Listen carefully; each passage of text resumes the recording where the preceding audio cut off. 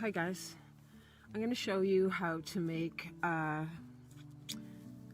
needle oil for salves and or for just eating, for like a beautiful oil to put on dressings or to cook with the pine needle. It makes a wonderful oil to make salves with too, and other things. So what I did was I went and gathered my white pine. White pine, how you know if it's a white pine is it comes in little sprigs and you count. If there's 5 needles on it, then you've got the white pine. So these were on the ground, so they're already dried, because when I work with oils I like to use a dry herb, because we know water and oil don't usually mix well together. Your oil could go rampant and sour on you. So I tend to like to use a dry herb. So I just picked this off the ground and it's dry. It's been drying on its own. So I'm going to cut it up. I like to cut my needles up because then it opens it up for the essential oils to come out nicely. So I'm just going to start cutting it up, putting it into my bottle like this. No particular way. And I like to cut the little ends, those little, the male part, the testicles. I like to put that in my oil too. So I go all the way down and I cut off the testicle. Ow!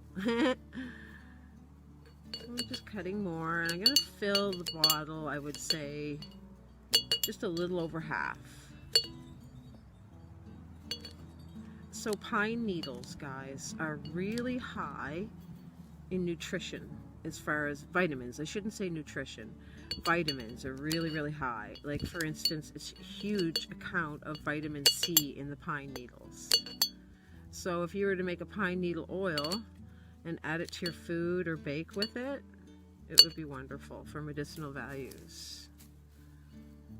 And again, if you're going to do an oil, stick with a dry herb so your oil doesn't go bad. You don't want to work really hard on going and foraging and then harvesting and then making your oil and then it goes rampant on you. It's very disappointing. So I'm getting pretty close there. It smells really great because I'm cutting it so all the essential oils are coming out. You certainly could put them in whole, but it's not going to make a nice oil. It won't be as strong as if you're doing it like this.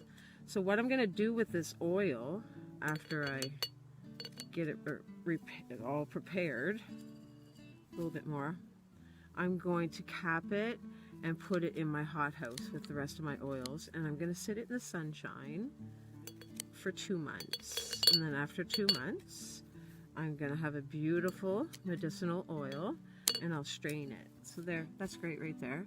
So I'm going to use olive oil. Just got this olive oil from Costco's. I find it's really nice. It's a nice brand. It's extra virgin. It really makes a nice salve. When I make my salves, I like this oil.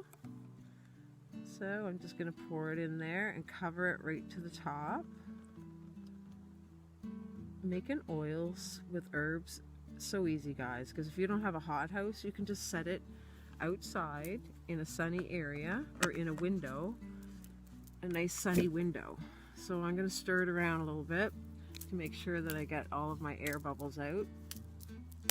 I don't have a stirrer, so I'm just going to use this stick, the pine stick.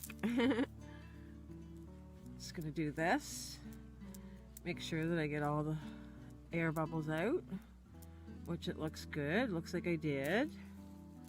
And then I'm going to cap it and label it, and there's my pine needle oil. I'll set it aside in the sunlight and the heat for 2 months, and then I'll strain it, and I'll have a beautiful medicinal oil that I can either cook with or make medicines with. That's all there is to it, guys. That's it. Just use a dry herb when you're using oils. That's it. Subscribe to my channel, ring the bell, so you'll be notified when I make new videos. Hit the like, and if you could share my videos, guys, this would really help. I'd appreciate it. Thanks, and have a great time making pine needle oil.